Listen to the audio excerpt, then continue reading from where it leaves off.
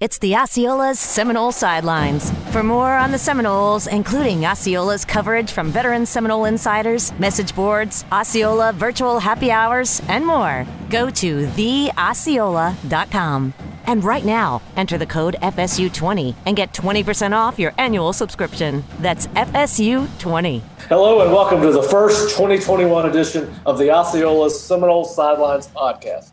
My name is Patrick Burnham. I'm a writer for the Osceola and the host of Seminole Sidelines. I am joined by managing editor Bob Ferrante, and our special guest today is former FSU and NFL linebacker Brian Allen. Brian played at Florida State from 1996 to 2000 and is currently the head coach at Lake City Columbia High School in Lake City, Florida, where he coached FSU defensive back signee Shyheim Brown. Brian, first of all, thanks for joining us. We know you're busy you, like everybody else, are starting your off-season program for the 2021 season.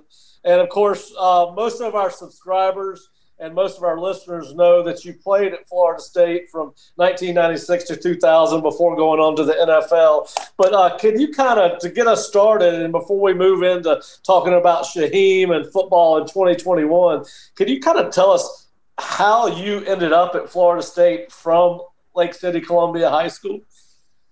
You know, it's crazy for me because looking at recruiting today, I wasn't the 3, 4, or 5-star coming out of high school, where we are here in Lake City, rural area. Not, at that time, not a whole bunch of exposure, but having a cousin that was already there that was an absolute stud when he was there, and Renard Wilson, he was able to, you know, put a bug in Coach Andrews and Coach Gladden, who recruited me, and Coach Amato's ear that, you know, my cousin may not have the stars or the ranking that some of these other guys do, but he definitely can play here. And that was one of the times that I was 1 to 14 in that game, but one of those touchdowns, or 7 of those points, 6 of those points of the 14 that we scored, was me on a 76-yard interception return to the house. And that was around the time Derek Brooks, a 6-foot,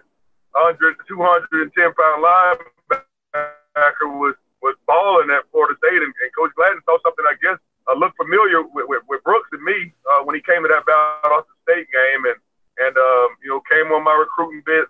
The big banquet weekend back then was when all the studs were coming to Florida State, well, as recruits-wise. That was the banquet weekend, and I was on that visit, and you know, that was the majority of our guys that were there. That was the Lavernius Coles, the Vanez Gooches, the Quasi Palmer, Tommy Foley. All those guys were on that visit, and as we're in the hotel, everybody that's there that weekend is, yeah, I got the offer. Yeah, I got the offer. Yeah, I got the offer. Or yeah, I committed. Yeah, I committed. And I was one of the only ones out of that group that was there that didn't get the offer. So, you know, when we were doing our exit meeting from that recruiting visit, Coach Gladden, how did you like everything? And obviously I've been there a lot with Renard. Like, you know, I didn't get the offer. And, you know, obviously was upset that I had, because that's definitely where I wanted to play. And Coach went out on the lid, had gotten approval from Coach Andrews and the crew. But he offered me right there at that exit meeting. And from there, man, committed on the spot, and that's where I ended up signing. Obviously went on to a great career at Florida State, won a national championship as a player, was drafted in the 3rd round by the St. Louis Rams, played in the NFL through 2005 season. At the end of your career, what made you decide that you wanted to get into coaching once you were done playing as a player? Yeah, Pat, and now that I'm an adult, I can understand some of the different emotions that maybe I couldn't as a player, but now I wanted to have this long, luxurious career like everybody else does, but it was cut short for me after 4 years. I had a pretty bad knee injury in training camp with the Redskins, and it didn't heal correctly. You know, I even came up to Tallahassee and let the Florida State doctors check me out, and you know, they said for sure you're going to be out a year. Being out a year from the NFL, you know, that, and you're not one of the top players or performers in that league, you're not going to get the call much longer from being out for a year. So, you know, that in Orlando, I purchased my home in Orlando in 2003, and you know, that at home really really just lost, man. And now that I talk to some other former players that are college coaches and other coaches, like I know I went through a form of depression because I didn't want to watch football. I didn't want to go to football games. It was just tough with the game being taken away from you before you're ready. So after a year of being home, I started working. I had started my own trucking company that, you know, we were hauling, had flatbed trucks, hauling lumber, and at the 2008 recession, it hit, and trucks stopped moving. So that ended. Did some other work while I was out during that time, and nothing just didn't feel right without football being in my life. So I applied at Lyman High School in Longwood, Florida. Bill Caldwell gave me my first job. I got in a classroom teaching American history and learning it while I was teaching it. And left there, went to Lake Howell High School and Winter Park as a defensive coordinator.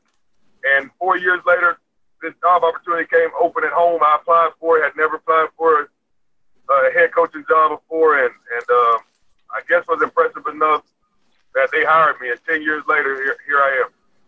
Well, hey, you've been very successful at Lake City, Columbia. Done a great job with that program there, perennial playoff team. But you mentioned that your NFL career was cut short by injuries, and a lot of players find out the hard way that you know, nobody's football career ends on their own terms for the vast majority of players, no matter how good you are. What would your message be, or what has your message been to your high school players, or what would your message be to FSU players about taking advantage of the total college experience and the importance of having that degree to fall back on? Yeah, Pat, and you know, it's crazy because I have a couple guys right now that are flat out studs that are going to have an opportunity to play next level, high level football. And you know, my question to them is, you know, what's your why? Why do you want to go to school? Because if you don't love the game, or if you don't have a reason that you want to go to, you're not going to go to class. You're not going to work your tail off to be great on the field. If you don't have a why, you're not going to do the things that it takes to stay there, to stay invested, to be great in college football. And for me, my why was I wanted to be the first male on my father's side of the family to graduate from college.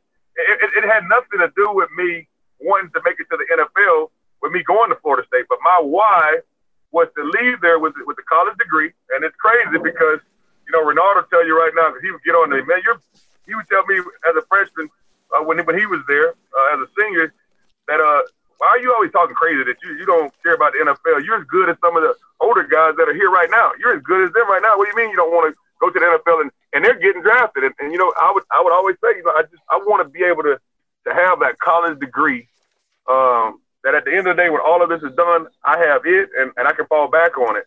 And that's the thing that I'm telling my guys now. They have to have a why, whether it's I want to, you know, get my mom out of the poverty that we're in, or help my family, or some of these kids are coming to college that they have children. I want to be able to provide a good home, a good life for my child that was different than what I had. But you have to have a why.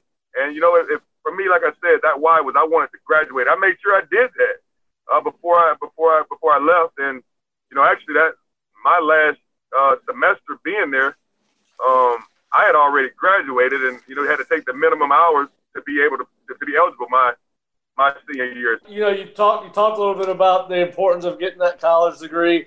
Obviously, what is your favorite part of being a high school head coach? Oh man, just the relationships that are built. I think more than winning some of the biggest games that we've won, is my guys coming back to see me when they've left, whether it's going to college or heck, some are engineers and some are firefighters and policemen, all kind of different. But when they come home during that Thanksgiving, or when they come home during that spring break, when they come home in the summer, and they're coming to find me, you know, everything that you did with us with workouts made it so much easier for me, and all the other guys are that they think this stuff is hard, but what we've done to prepare us, it was easy for us. It was a breeze for us. I think that more than anything. Also the college part. Like, you know, I tell people all the time, I can't tell you how many games I've won, but I guarantee you I can tell you how many kids have gone to college since I've been there in these 10 years. And with February on the rise, I'm hoping it's going to be 3 or 4 more to join Shyheim in this class. But I think that also is something that's self-gratifying that since I've been here, and that was my number one goal, was to get kids in my community, my hometown, in college. And you know, I always say we. I never say me or I when I talk about, you know, success as far as that's concerned that we've had with kids going to school. But we've done a pretty good job, I think, over these 10 years, that it's been about a five per year average with our kids going to college. It's at 50 right now with Shyheim signing on the early signing period. Well, and you mentioned Shyheim Brown, and obviously, as most FSU fan knows, he did sign in December with Florida State. And a guy, in my opinion, that I'm surprised did not have more offers. I mean, there's nothing wrong with the Florida State offer, but a bit of an underrated recruit, in my opinion, based off what I've seen on film. What kind of player and person is FSU getting as Shyheim Brown? Well, I can tell you, you have a player that probably has as much confidence as Dion had when he was there. This kid doesn't think there's anything he can't do, and that's one thing that I've told recruiters from the time, you know, they start asking about me or asking me about him, is that this kid has a confidence level that's just completely different as far as the things that he feels like he can do and his ability enables him to do. And you know, this year he showed a lot of that ability. I think a part of him being under the radar has to do with, again, Pat, we don't go to all these different rivals and 24/7s and all these different showcases that are out there.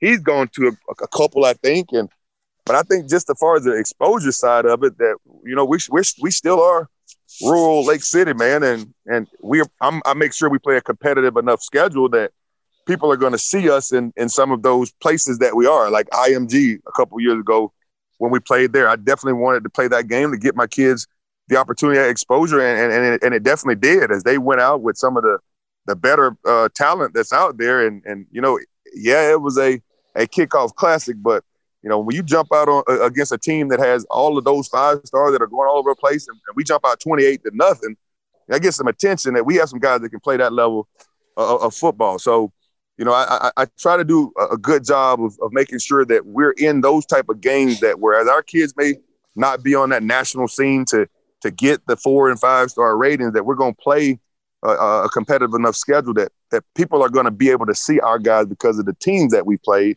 that have some of those guys that are out there nationally to be seen. But he's a guy that, and I said when I tweeted one night, he's a guy that definitely could have played with us.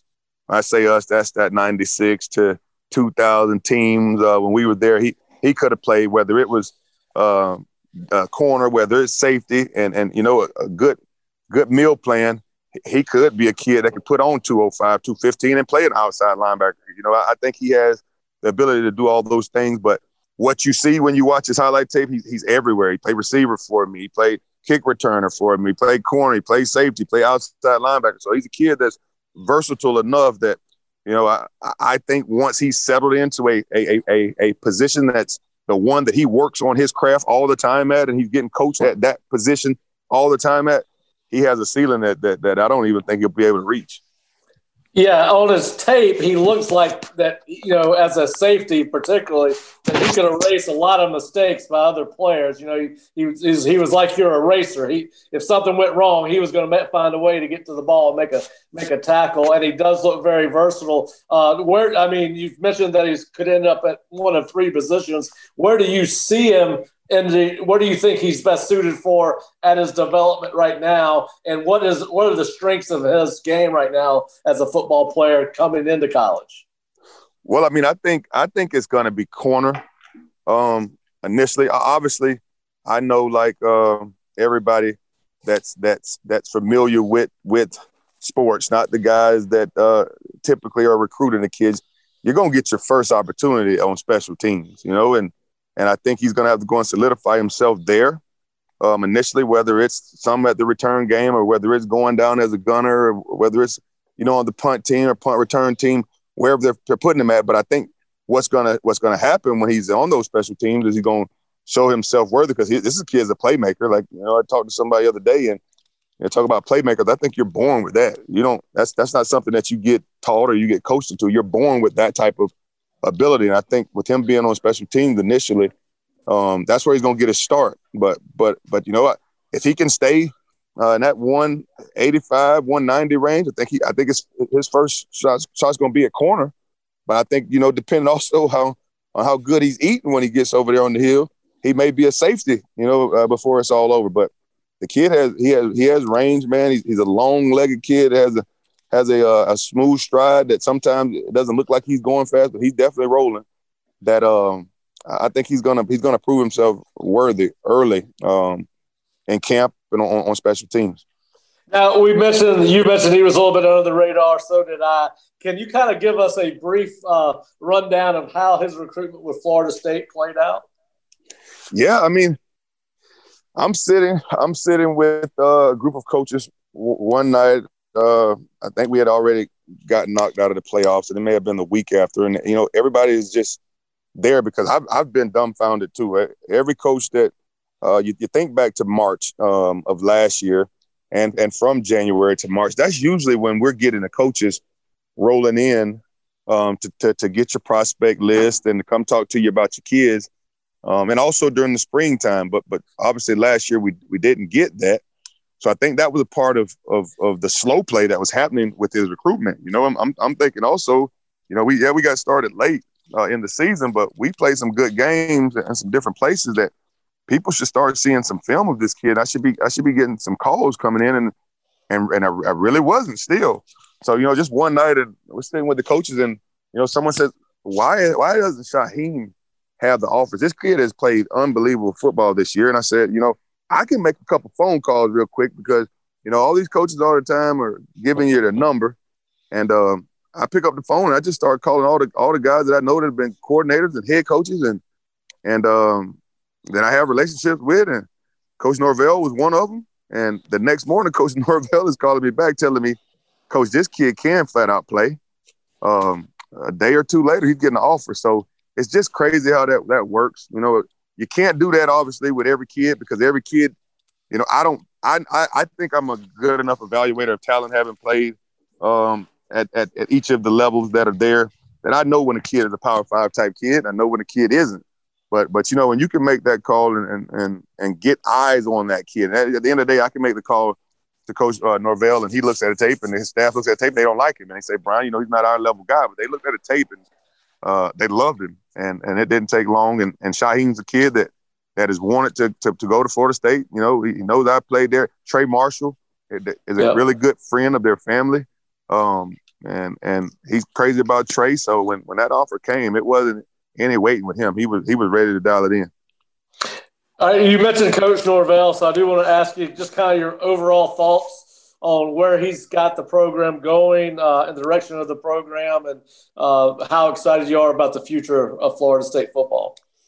Yeah, and for me, I hadn't had a chance to meet him yet, but when he was introduced, I guess now it's been a year or so ago, as the next head coach, and I listened to him speak at his introduction deal, I was just extremely excited about what we were getting just from listening to him. I think he's an attention to detail guy from everything that, like I said, that I've listened and I've seen, and I'm a guy I'm going to go back and watch what you did at Memphis when he was there, and I did those things. But I'm right now I'm sold on Coach Norvell, and I'm eager to see him have a COVID-free year with the guys, to get the type of guys that he wants in the program.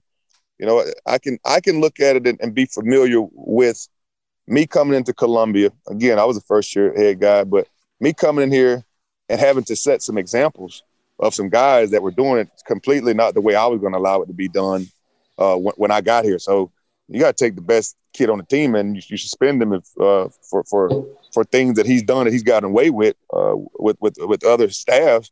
That was the first thing that happened. And if the school suspended him, I'm going to suspend him for 3 or 4 more games, because we're not going to allow that. And you're going to get that. You're going to get that understanding to the rest of the guys. If he'll do that to one of our best players, we better get our stuff in line as well. So I know he has to come in and create the culture that he wants there. And I'm eager to see him have that opportunity to have those things take place and see where we go from there. But I think he's the guy for the job, and he's coming in, and again, he's putting his stamp on it right away. How much what was it like this year from your perspective as a high school coach with all the restrictions on recruiting, and how did that impact a guy like Shyheim, who had not established himself as a high-profile recruit before going into his senior year? Yeah, it's definitely changed.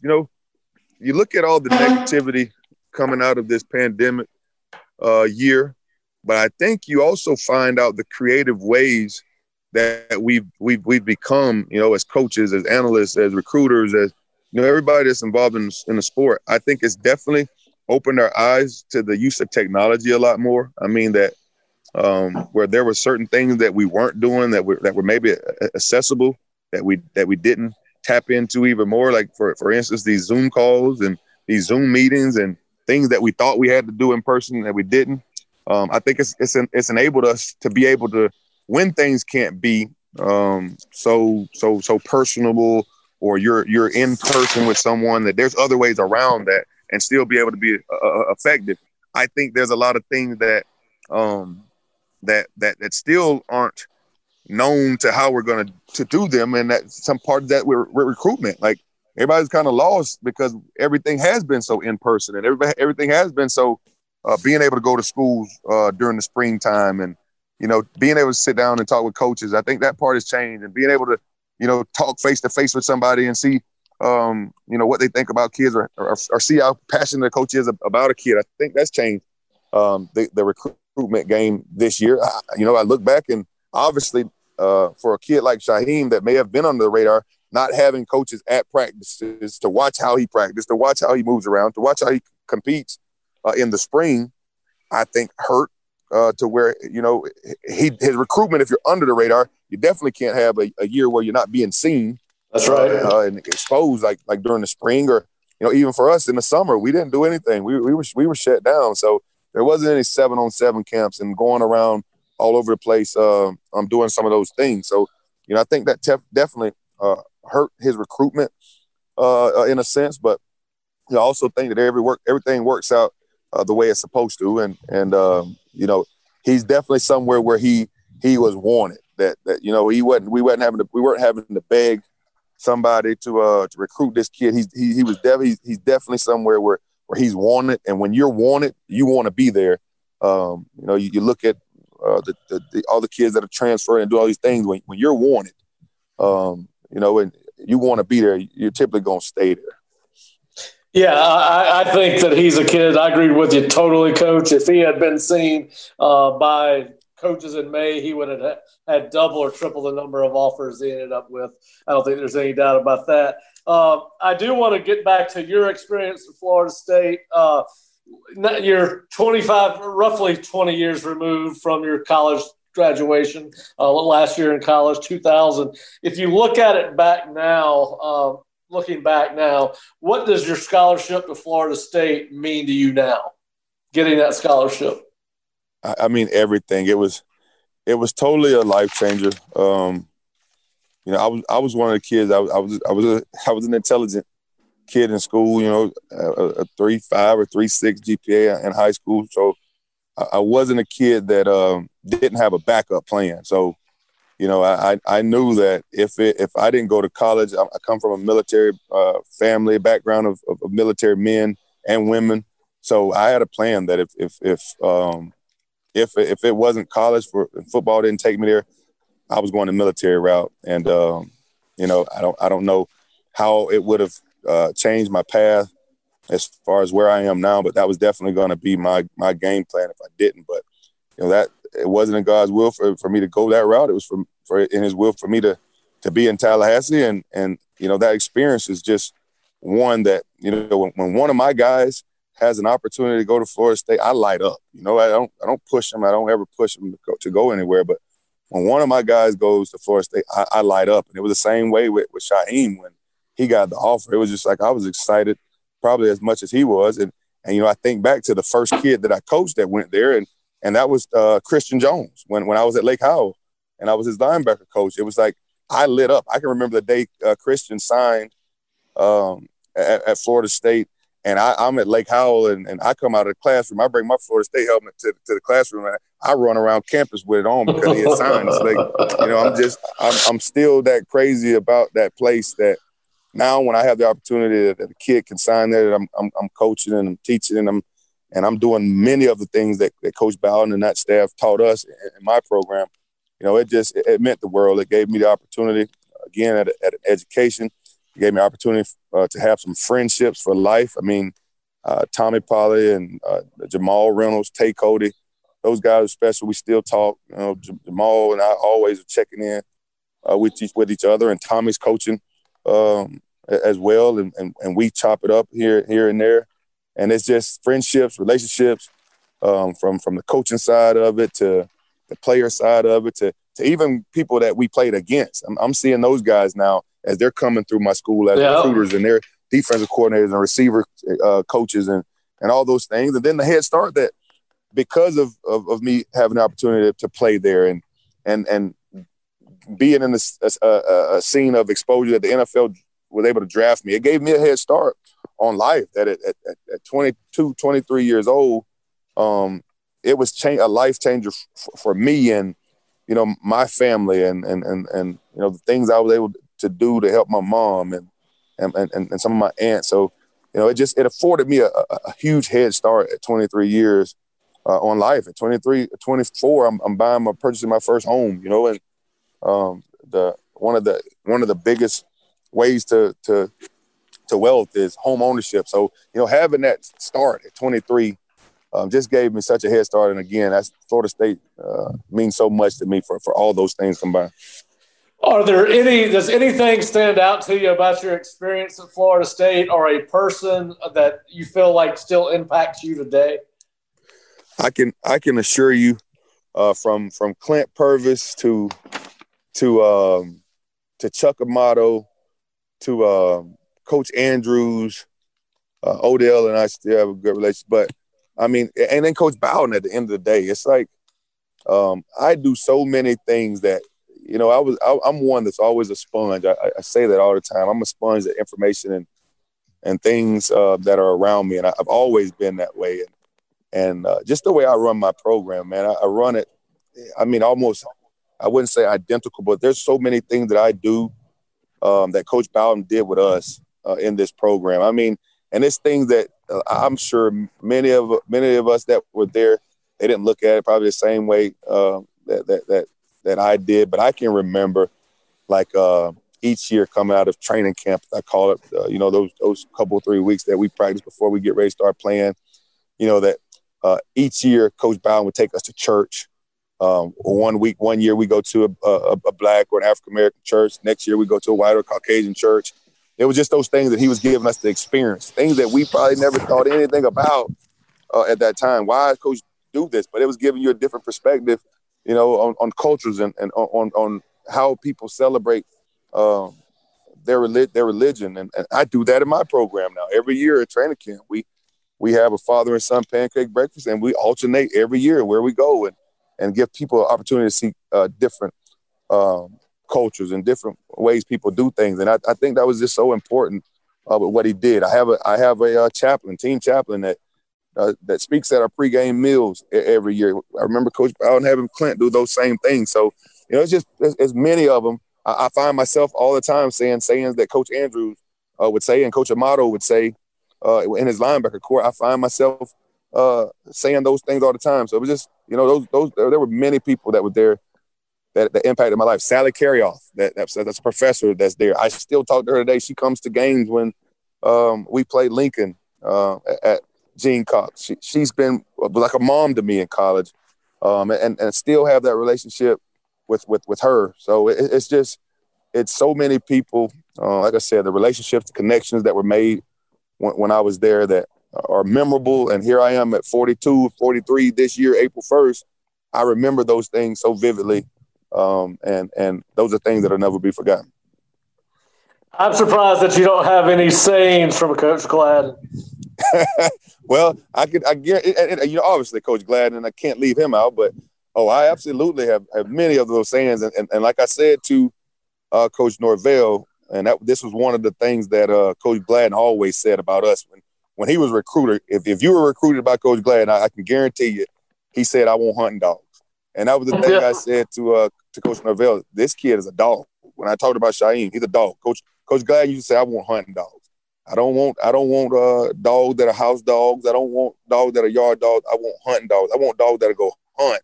And that was something that I will always remember about Coach Gladden. He wanted dogs. He wanted hunting dogs, guys that were going to go get after somebody on every play. And if we got one coming, then Shyheim Brown, I assure you. Well, we're looking forward to watching Shyheim develop, getting him on campus, and watching see how he does over the next 3 to 5 years. And, of course, Brian, appreciate you taking time out of your schedule to join us, and hope to get you back on the podcast or one of our Osceola happy hours very soon. Yes, sir, Pat. Sounds good, man. I appreciate you guys having me. Thanks, Brian. Appreciate it, buddy. All right, take care. This has been another edition of the Osceola's Seminole Sidelines. To subscribe to the Osceola, go to theosceola.com. And right now, enter the code FSU20 and get 20% off your annual subscription. That's FSU20.